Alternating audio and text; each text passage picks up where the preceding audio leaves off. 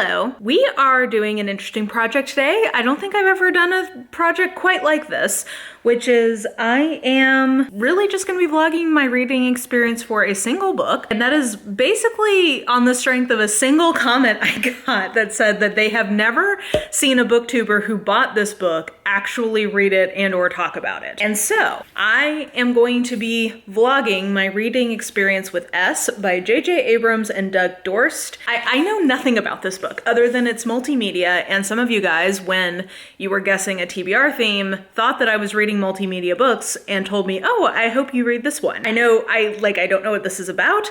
I got a lot of comments warning me that I need to make sure to hang on to the bits that are in different pages to make sure you know what page the loose bits go with. So I don't know. I've not even cracked the seal of this. I know nothing about it other than it's multimedia. So we're gonna read the back of this together, and then I'm gonna just be vlogging this. I have no idea if I'm gonna like this, hate this, zero idea about how I'm gonna do with this book, but I felt like it was a red flag waving in front of me saying that nobody ever actually reads this book. So I guess I'm gonna be the first. Okay. One book, two readers, a world of mystery, menace, and desire. A young woman picks up a book left behind by a stranger. Inside it are his margin notes, which reveal a reader entranced by the story and by its mysterious author. She responds with notes of her own, leaving the book for the stranger, and so begins an unlikely conversation that plunges them both into the unknown. The book, Ship of Theseus, which is what it says here, and it's got like a little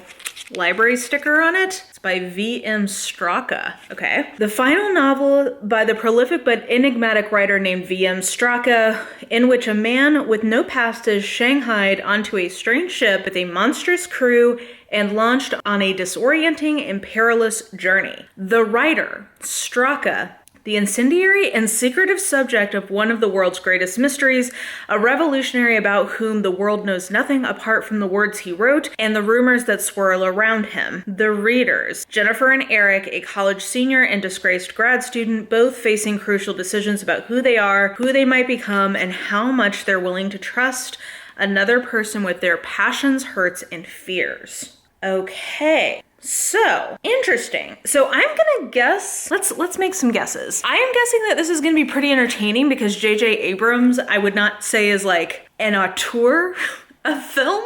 I feel like his shtick is pretty interesting, high premise, but very entertaining film properties. So I'm assuming that this is gonna be pretty fun. I still don't feel like, I think I get the project of the book a little bit better now. I don't know that I understand what the book itself is supposed to be about, but we'll find out together. I've got a few plans for this weekend. I also may take this with me. I have a chemo treatment thing I do for my autoimmune disease every few weeks, so I may take this to the hospital with me. We'll see. I'm intrigued. I'm gonna get a pen, I'm gonna get some sticky tabs, and you and I are gonna go on this journey together. Who knows where it shall lead us. And before I even open this up, let's take a look at our clues from the outside. So we have fancy script, we've got a monkey, we've got a ship, we've got birds and some sort of Celtic knot motif type things. And then this looks aged and old-timey. We've got winged shoes press. Winged shoes makes me think of Hermes. Okay. And Ship of Theseus, that's another Greek allusion. So I'm seeing some Greek stuff. Straka, I guess, could be a Greek name. And it says, what begins at the water shall end there, and what ends there shall once more begin. This is what we're looking at on the outside. Should I open it now? I'm kind of going to be sad to open it because it's stuck on here real good. I'm not going to open it right this second, but I'll let you guys know when I do. I am about to go to the hospital, so thought before I went, we should probably open this up. I'm going to tell you I'm very sad to be breaking the seal, but needs must, I guess. I'm going to figure out how they are intending this to be open. Am I supposed to just cut it? It feels sad to cut it. Got some traction here, but this also doesn't look good. I think that was a mistake. Oh, wait. Okay, I see that it's double layered. So what is supposed to be? Aha! Okay, I think I figured this out. there's like a little perforated edge. Okay, well, I've already messed this up though, and I'm sad. I'm really sad about that. Okay, come on. Oh, I see. I think I see how this is supposed to work. Okay. So there's two little perforated edges here. So this comes off. They did not help your girl out in terms of figuring this out, like at all. Like at all. So, okay, I'm gonna cut that, and then I'm gonna have to like glue this back on because that makes me really sad. Or actually, I guess I don't need to cut this one. Okay, so we at least have this out, and this is what it looks like. And then, okay, I see what people are saying about like the loose stuff in here, but this is pretty freaking cool. Well, I'm gonna grab my pen. Ooh, look at all the annotations. I'm so excited, guys. This is so freaking cool. Okay, well, you know what? Even if I end up hating the story, I'm betting I'm gonna love this experience. So, okay, I'm gonna grab my pen, I'm gonna grab some stickies, and we'll see if I'm in the mood to read once I get set up. Wish me luck. I have the world's teeny tiniest veins, and it makes them finding a place to put the needle in and give me my treatment difficult.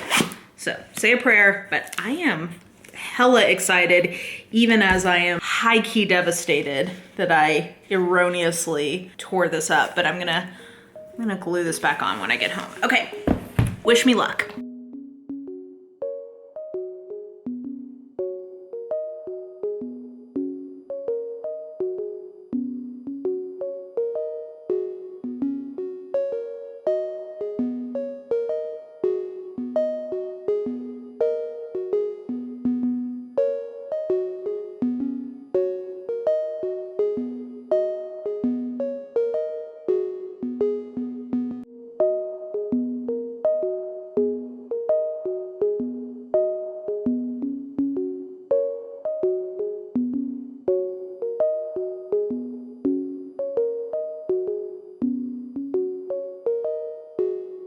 Okay, so I've been a little later getting going on this than I planned because when I was having my chemo, they had to put it in my dominant hand wrist so I could hold and read the way I needed to. And also I went and got a haircut, I did a bunch of editing and chores today, etc. But I'm finally settling in with this and I am so into this. This is so fun and it's like a mystery. So from what I can tell, we've got our translator who might be the author, who might be VM Straka. That might be their identity. It seems like the scholarship is indicating that they're schizophrenic, and so people don't trust them, but then one of our readers points out how ableist that is. So we have all that going on. VM Straka is some sort of leftist political whatever who is killed in Havana. I don't know. Anyway, so there's a lot going on with the book within the book within the book. There's a lot going on there. Then in the footnotes, or in the margins, we have all of this discussion between the two readers. One of them is a senior in the literature program of an unknown university, PSU. I haven't figured out what school that is yet, but the girl is a senior, a lit major senior undergrad. The dude is getting his PhD in Straka. Something is going on with his advisor. His thesis advisor is stealing his work. So there's that happening. She apparently is so she found this book in the library and it is his personal copy. And so she made notes in it, gave it back to him, but then he encouraged her to read it. So like they're going back and forth. Then on top of that, we also have different colors of ink in the margin. And it seems like the black and blue ink is the first time, present-ish time. And then there's also orange and green and red and purple ink that I'm guessing is from a different time of reading. And then we also get our first, I've not even gotten to the actual book yet. It's like so much is going on and I've gotten like 15 pages into this. But we also get our first actual S in the margin. So I don't know what that's gonna be about. So we've got a lot of, we just got a lot going on. I'm putting tabs on things that mean different colored tabs for different things, but I'm trying to figure out how I should read this. So far I've been just sort of reading everything on the page in one go, but I'm thinking now that I've kind of figured out that there are different colors for different read-throughs. I think I'm gonna read the book within the book, as well as the black and blue marginalia. I'm gonna read that first, and then I think I'll go back and read the different color ink after. I think that's what I'm gonna try to do. It's gonna be very hard to keep myself from actually reading though, because like I just want to read it all. This is very interactive and very fun. I'm having a good time. So even if Ship of Theseus itself is a dud, the experience is an A+. This is just a good time. So anyway, that's where I'm at. And I've got a couple of things I still need to do this weekend, but I think I should have a good chunk of time tomorrow to just sit in this and really get into it. But this is such a good time. I feel like I'm getting my money's worth because this was expensive, but like it's so interactive and I feel like it's very engaging. So I'm very into this so far.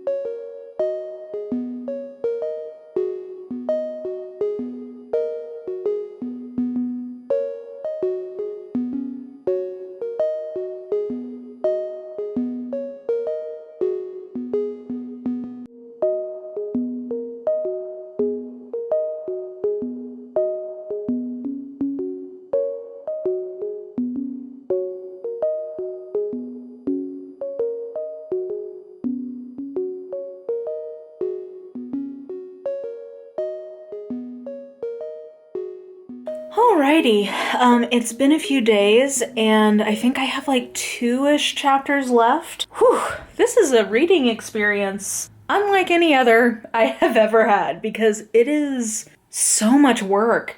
I'm really enjoying it, like it's work I enjoy, but there's just sheer amount of mental stimulation that comes from reading is a lot. Now, in terms of the story itself, so the book within the book, The Ship of Theseus, I don't love, but I like. It reminds me of a blend between Graham Greene and Dashiell Hammett. Like, I feel like this is the book you would get if you blended Third Man with the Maltese Falcon. That's kind of the vibe. So I do think it's evoking that sort of mid-century adult literary fiction vibe pretty well. I don't know that I'm loving that bit, but you know, it's good. What I'm enjoying is all the sort of textual stuff happening between our two investigators, or like people who are reading the book and getting into side plot stuff. I don't know if you can spoil this book, but I don't want to spoil it. I'm trying to capture my experience more than the specifics. But suffice it to say, I'm enjoying all the things that are happening in their off-page life more. And I do find it super interesting how there's different layers of things happening in terms of the timing of when they're writing the notes. Like some of them are earlier, some of them are later. I was originally going to try to read the notes that I knew were sort of like the first pass of notes, but I just can't. Like if I see things, I have to read them. So that's taking me so long to get through any of this book because I have to just take it all in. And then I'm trying to use my little stickies, my little tabby guys. I'm trying to put those in where I want to go back and look at something more once I get through the whole thing. So I don't know. We'll see. We'll see how much longer it takes me to fully get through this. But I am loving this as just sort of a very intellectually engaging exercise that doesn't really fully feel like reading. It feels, do you know the feeling this is giving me? This is reminding me of when I was in grad school and the professor who I was TAing for was having me help him with research. And one of the projects he gave me was to go through this box of letters and memos from somebody he was doing a research project on from the 50s through the 70s. So I would just sit there for hours in the library reading all these letters and trying to, okay, this relates to that, and like group them and make notes and flag things for him to look at more. It reminds me of that. It feels like a research project, and I loved that. That was like one of my favorite things I ever got to do for him. So this is reminding me of that kind of brain space of really, I don't feel like I'm really reading a book. I feel like more I'm having an experience, which to me also, I have to say, considering how expensive this book is, totally justifies the price of it. Like I literally, okay, well, I don't want to like mess things up, but like, okay, for instance, this is in here at some point. There are cards and then newspaper cutouts within the card that are inserted at certain points in the book.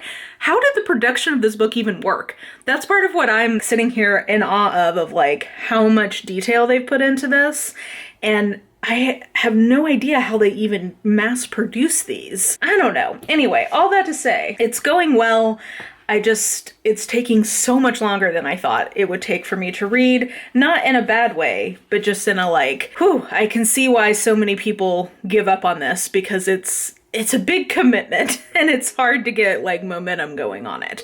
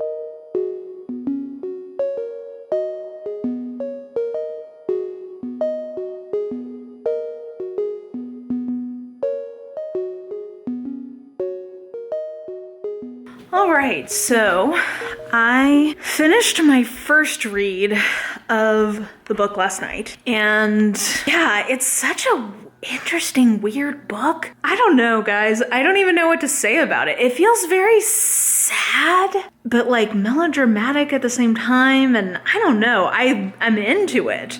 I'm gonna use my lunch break to start doing my reread. But yeah, I don't know. I need to take some time, I think, to process it, but I think initial impression is it is very good, but it's such a, I just have never read something quite like it in terms of the experience of it overall, and I'm still trying to figure out like thematically what it's trying to do. I don't know. Anyway, I'm gonna start my reread today while I eat my lunch, and I'll check back in when I have more concrete thoughts, I guess.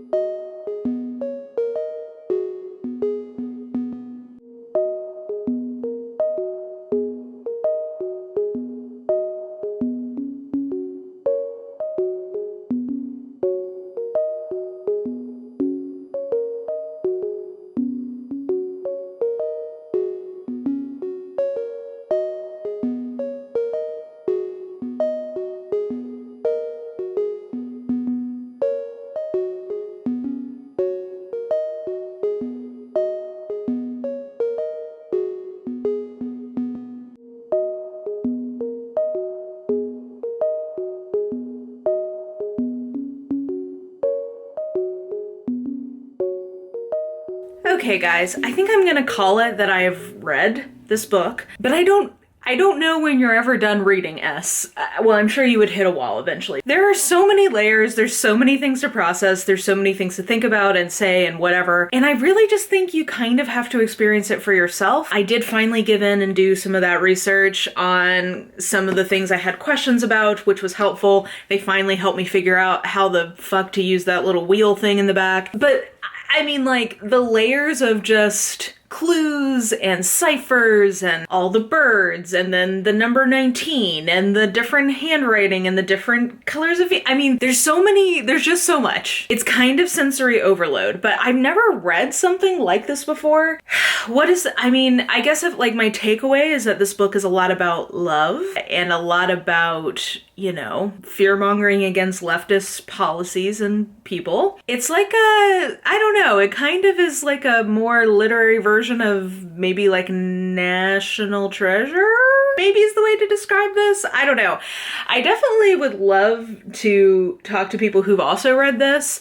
Like, I could see this being a really fun thing to pick for a read-along, because I do think that probably this is even more fun if you have other people to talk to about it. I definitely can see this as something that maybe, like, I'll just sort of have in my living room to sort of pick up, dig into a little bit more from time to time, because there's just so much to process. It also kind of reminds me of the people who love Infinite Jest. I think if you loved Infinite Jest and, like, all the footnotes and the process of reading it, I think you would like this. I've never read House of Leaves, but I've heard similar process. But even without going into all of the layers that I could go in this, I still enjoyed this. I would give the story in the book itself like a 3.5 to a 4, but I think the novelty of it and the interaction of it and just like the process of it makes it one of my favorite things that I've read this year. So I would give this ultimately a 4.5, basically for the experience. I also think that this would make a great gift to somebody who likes puzzles, because it's probably a different kind of puzzle than they've ever attempted. So yeah, so I see this as a great gift. I see this as a good book club or like read along book. And also maybe for somebody who's kind of intimidated by more literary fiction, because the book, The Ship of Theseus itself, the actual core story is more sort of, I was kind of like I mentioned, of a mashup between Graham Greene and Dashiell Hammett. So a little bit more literary in its tone, or sort of like old-timey in its writing. But because of the modern annotations and everything else that goes along with this, I could see this being a way to get into that kind of book, especially because there's so much supporting blogs and Twitter accounts, etc., that you could also, you know, dive into more if you want to learn more. So a totally unique reading experience, one that I'm glad I've had, but I also feel a little dumber. I feel like I definitely I've not caught everything that there is to catch in this, but you know, it's okay. This book is keeping me humble. So yeah, definitely let me know if you've read this book, or if maybe you're interested in picking this up now. It is certainly a singular reading experience, so if you're looking for something pretty different, then I would definitely recommend it for that. But anyway, I gotta run. So if you enjoyed this video, please like, subscribe, follow me on the social medias if you are so inclined. I have all that information listed in the description box below, and I think that will do it. I hope you're having an absolutely lovely day today, and I will just talk to you soon. Bye!